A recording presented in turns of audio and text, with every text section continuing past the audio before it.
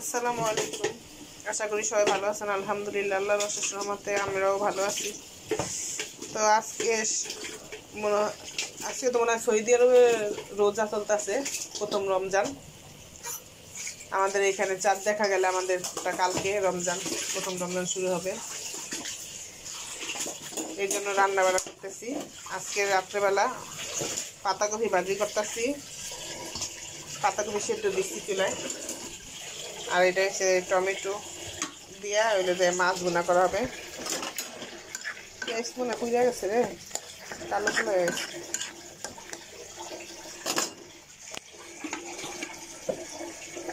মাছ ভুনা আর এদিকে গরুর গোশ রান্না করছি।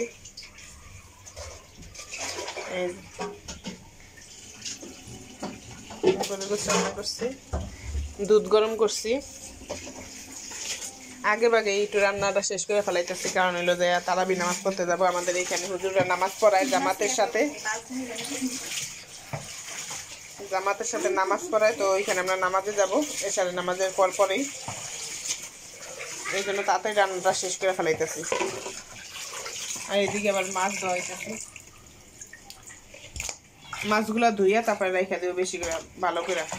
কারণ যে রমজান সময় অত তাড়াতাড়ি করে না, অনেক কাজ থাকে, ধোয়া যায় না মাছ। এই জন্য ধুইয়া পোটলা করে রাইখা দিলে পরে শুধু বের করে দুই একটা ধোয়া দিলেই হবে। মেও করতেছে এই বিড়ালটার। আজকে সারাদিন কত খাবার যে দিলাম, তারপরে ওর মেও আসে না। এই আজকে কত খাবার দিছি না তোরে, তুই তারপরে মেও করতেছস? হ্যাঁ, এক সপ্তাহ খাওয়ান মনে হয় দিছিস, খাইবি তুই ঘুমাবি। এখন এক সপ্তাহ পরে উঠে আবার খাবি। হ্যাঁ, শুধু মেয়া করতেই থাকে সারা দিন রাত।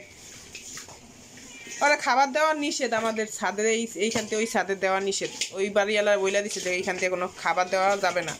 তারপরে চুরি করে খাবার দেয়। ও কোনো নিচেও যাবে না, কিছু যাবে না, আমাদের খাবারের আশা বসে থাকবে আর সারাক্ষণ মেও করবে। বিড়ালটা দুনিয়ার অলস, পরের খাবার আশা বসে থাকে। একটু দুধ দিবা না? দুধ দিবা বিড়াল রে? কে দিয়ে আসবে ছাদে?